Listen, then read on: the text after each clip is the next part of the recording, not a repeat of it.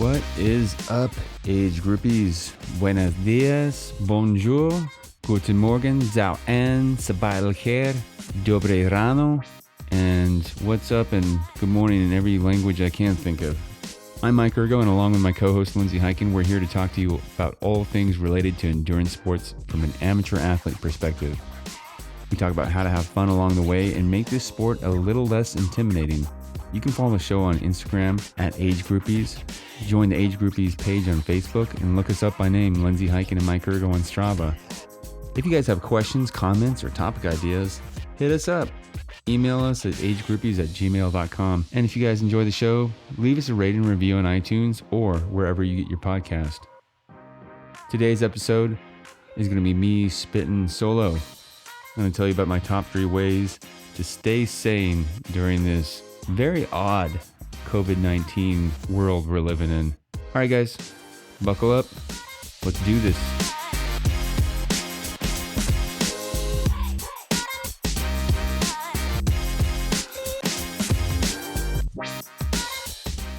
Hey, everybody.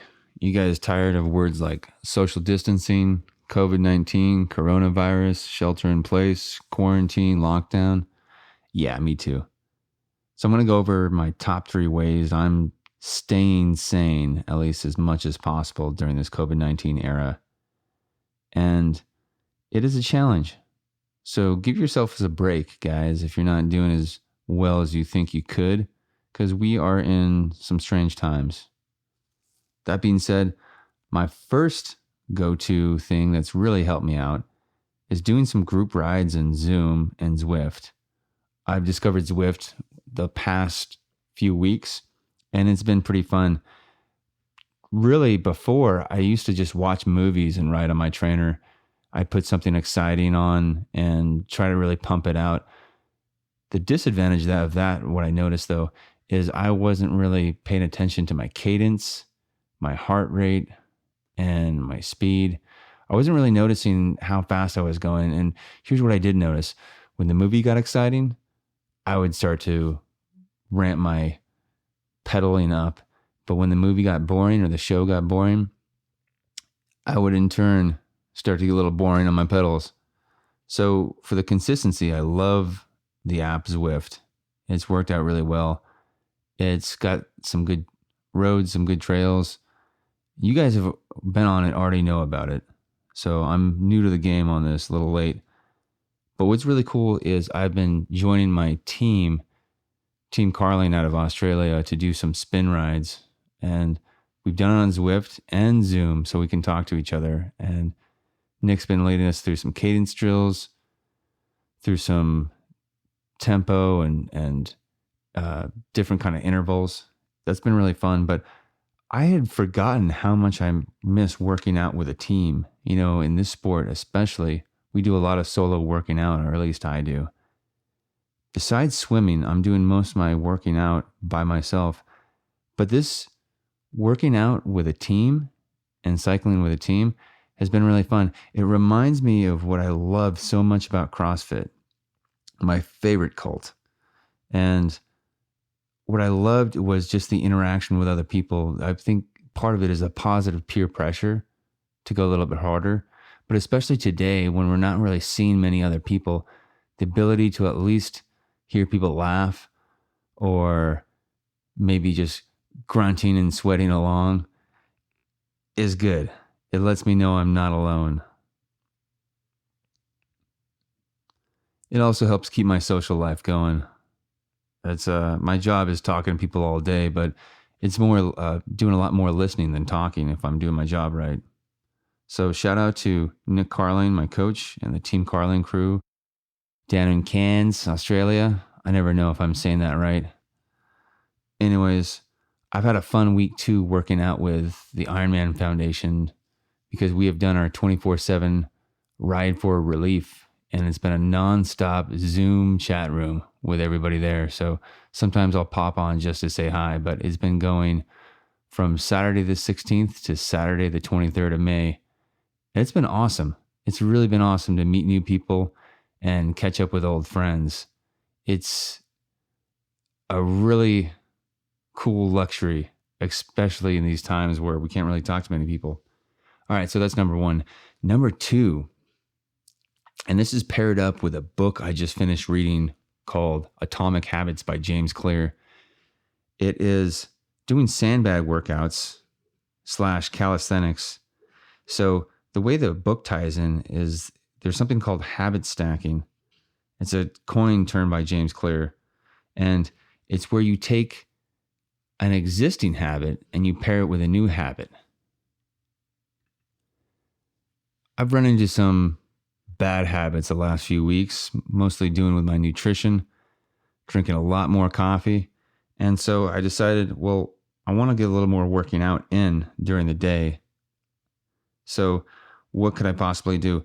So I decided that every time I was going to have a cup of coffee, which I love, which is my lifeblood, that I would do 30 reps of something. So I started off with 20. I started off doing 20 push-ups. And at first, since I hadn't done push-ups in a while, it was a bit of a struggle.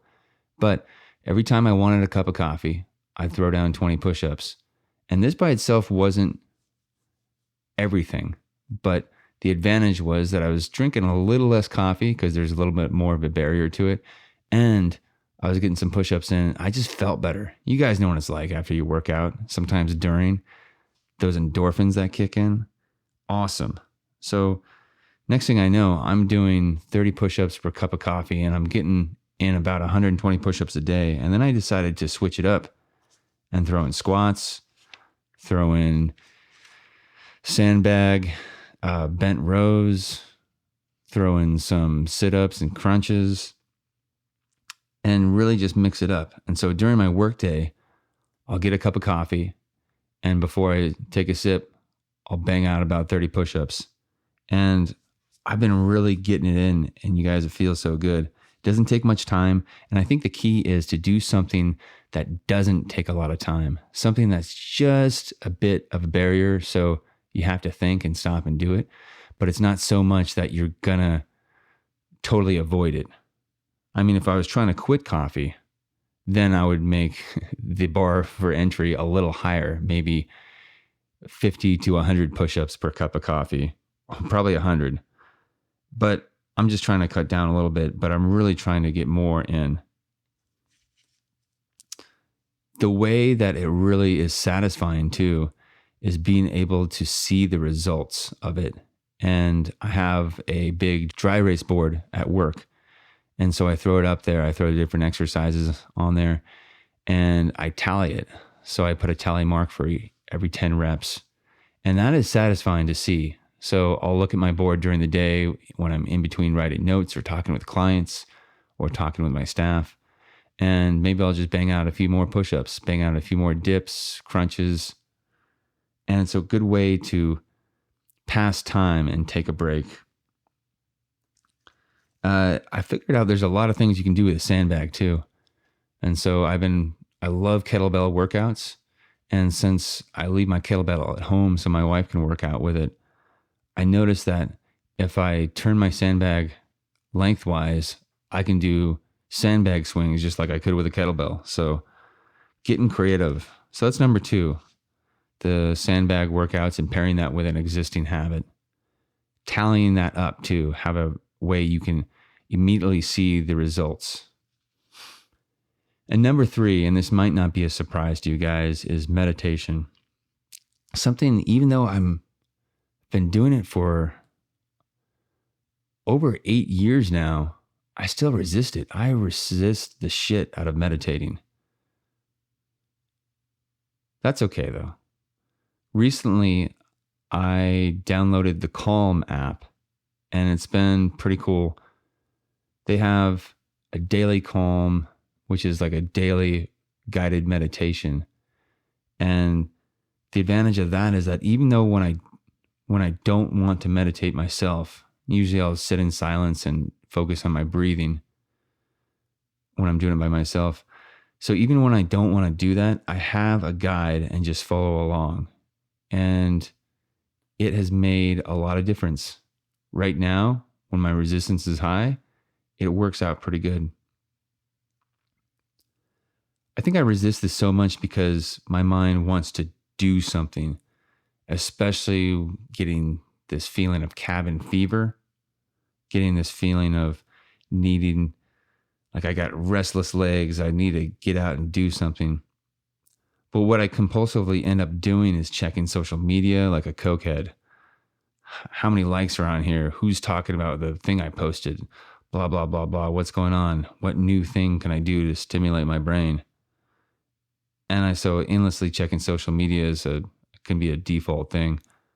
So instead of just doing something compulsively for the sake of doing it, for getting a little dopamine hit, slowing down to breathe, noticing those sensations, letting them pass by, observing them.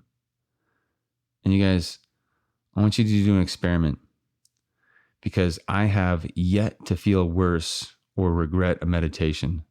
Similar to going on a run, I resisted at first, but always feel better after it. And many times I feel better during it. I can't stress enough, and you guys have listened to the episode about the M21, another great resource and community of people who are meditating as well. It's a great way to observe your thoughts, to take a break, to notice maybe how much stress you're under and how much you're taking on. All right, enough evangelism about meditation. So those are my top 3 ways. First one was group rides on Zwift and Zoom. And another low-tech way to do that, guys, if you don't have a bike or a stationary bike or a trainer, you can call somebody on the phone, use that app on your phone called Phone, and go on a walk. It could be someone you know. Just call them up, talk to them, connect with another human. So number 1, group rides in Zoom and Zwift.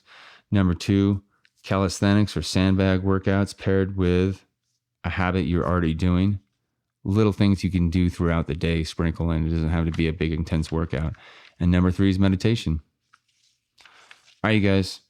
I know that's a short one, but I thought everybody could use a little bit of practical advice, practical ideas, maybe something new to try out. So let me know how this works. And you guys, what are your top 3 ways to stay sane during these crazy times? What are the top 3 things you guys do, or the one go-to thing that really works for you?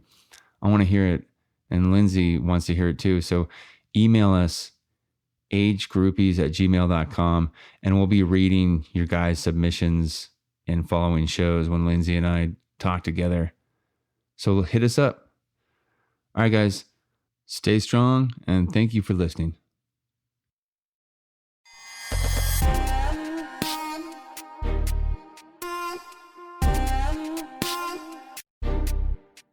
Alrighty, that concludes today's episode of the Age Groupies Podcast with me, Lindsay Hiken, and my co-host, Mike Ergo. We really hope you enjoyed it. You can follow the show on Instagram at Age Groupies, join our Age Groupies page on Facebook, and look us up by name, Lindsay Hiken and Mike Ergo on Strava. If you have questions, comments, or topic ideas, feel free to email us at agegroupies@gmail.com. If you enjoy the show, please leave a rating and review on iTunes or wherever you get your podcast, as this really helps us get more exposure while we try to grow this little venture. And of course, if you have friends you think might like the show, please be sure to share it with them. But for now, thanks for listening, and we will talk to you next week.